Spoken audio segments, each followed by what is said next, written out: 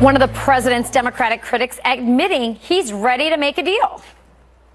If that's what it's going to take 800,000 young men and women and give them a chance to live freely and openly in America, then I'll roll up my sleeves. I'll go down there with bricks and mortar and begin the wall. Because, you know, a brick for lives? Okay, let's do it. So is this the right move? Here to debate, former Deputy Assistant and Political Director for George W. Bush, Matt Schlapp, and George Washington University professor Wendy Osefo. Welcome to both of you. So is Representative Luis Gutierrez from Illinois onto something? Is this a way he could make a deal?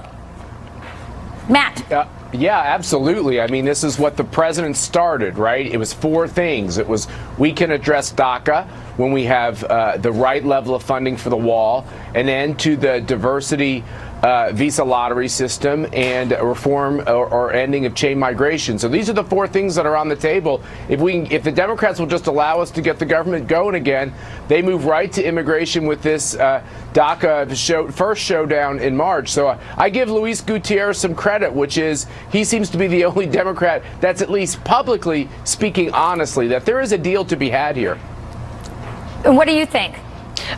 You know, at the end of the day, let's be very clear here. This government shutdown has to do with the 11 million immigrants, illegal immigrants that are in this country. And if we are looking at the facts are the Democrats have not held the House of Reps since 2011, have not held the Senate since 2015, and have not held the presidency since January 20th, 2017. So what that means is that Donald J. Trump and his henchmen are holding Dreamers hostage for a wall. And quite frankly, that wall does not secure the border in any way. All it's saying is that we do not want brown people in our country. If you want to secure our borders, you need to look at LAX or LaGuardia, where a lot of crime is happening. Right. It's not about putting up a fictitious wall to try to say, let me finish, Matt, to say that we are trying to protect our borders when that is not the case. So we need to come together in a bipartisan manner to create a bill that has some level of border security as well as protection for Dreamers. That's what needs to occur.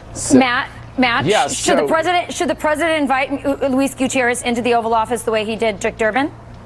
I think the president is pretty good at talking to any member of Congress who wants to talk to him. I mean, there was even a member of the Hispanic caucus who got into that meeting in the cabinet room, wasn't even invited. So there hasn't been a problem with talking to the president. The issue is this is everyone wants to talk about race on the left. I love that. I love that it's about race. I'm sure you appreciate that, Rachel, that Republicans don't want brown people in America. I love that. My wife loves hearing that. That's insane. For the record, Matt is married to a Cuban American. Now I'm talking. That should be repudiated, which is we have a diverse country, but we have a country of laws. And the people who want to see a legal and orderly legal immigration the most are immigrants who have come here legally. They don't believe people should be able to jump in line just because Chuck Schumer wants to play politics over immigration. You have a president of the United States, a Republican president, who is doing the responsible thing on DACA and saying, I will talk to Democrats and Republicans in Congress and see if we can get immigration reform in a broad sense. And it's on the table. And there'll be political consequences for doing it.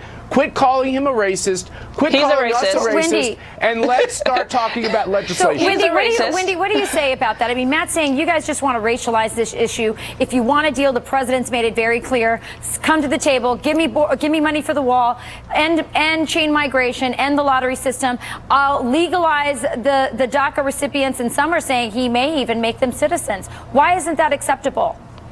So first, Matt, Donald J. Trump is a racist. So let's be clear there. He's a racist. And as far as creating a bipartisan bill and saying that we should just bring it to the president, Graham and Durbin came together, created a bill that talked about Dreamers. Let me finish, Matt. Let me finish again.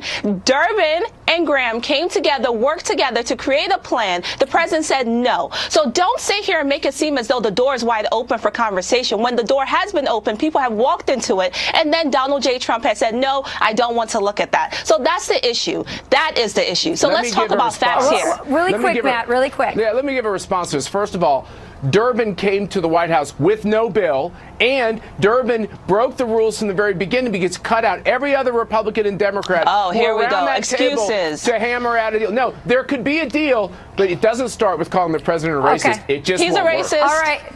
All right. Thank you so much, Wendy. Thank you, Matt. I do think the American people are kind of tired of hearing the racist stuff. But anyway, Amen. still ahead. He is. Celebrities taking